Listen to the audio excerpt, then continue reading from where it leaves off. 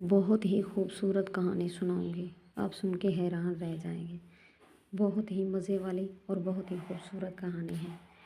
کسی گاؤں میں ایک نوجوان لڑکی رہتی تھی جس کا نام زرینہ تھا۔ زرینہ کی زندگی میں محبت کا آغاز اس وقت ہوا جب اس کی ملاقات گاؤں کے ایک خوبصورت نوجوان سے ہوئی۔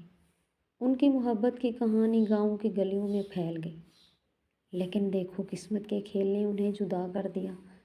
زرینہ کے محبوب کو شہر کی زندگی نے اپنی طرف کھینچ لیا اور وہ اپنے خوابوں کی تعبیر کی تلاش میں شہر چلا گیا۔ لیکن زرینہ نے اپنی محبت کو کبھی بھی زبان پر نہیں لایا اور اس کا دل ہمیشہ اس انتظار میں رہا کہ شاید ایک دن اس کا محبوب واپس آ جائے گا۔ وہ انتظار کرتی تھی اور اللہ پاک سے دعائیں مانگتی تھی، نماز پڑھتی تھی، قرآن پاک پڑھتی تھی، لیکن وقت کے ساتھ ساتھ زرینہ کی امیدیں دھندلا گئیں اور وہ اپنے دکھ کو دل میں چھپانے لگی۔ کہانی کا اختتام میں آپ کو بتاؤں اس وقت ہوا جب زرینہ کو پتہ چلا کہ اس کا محبوب شہر میں کسی اور کے ساتھ خوشحال زندگی گزار رہا ہے۔ زرینہ کی آنکھوں میں آنسو تھے، لیکن اس کے چہرے پر ایک مسکراہٹ تھی، کیونکہ وہ بہت ہی اسٹرانگ لڑکی تھی۔ وہ اس بات کو جانتی تھی، اگر میں کمزور پڑ گئی تو میرا کیا بنے گا؟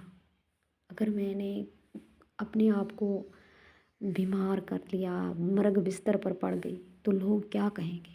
وہ اس بات کو بھی مد نظر رکھتے ہوئے اس نے بہت ہی حوصلے سے کام لیا، لیکن اندر اندر سے اس کو بہت ہی محبت تھی۔ میں یہی آپ کو بتانا چاہتی ہوں کہ محبت جو ہے نا دونوں طرف ہونی چاہیے۔ اگر ایک طرف محبت ہونا، انسان ٹوٹ کر رہ جاتا ہے۔ کوئی انسان کے خواب بھی تعمیر نہیں ہوتے اور انسان کی زندگی بھی پورے کی پوری برباد ہو جاتی ہے۔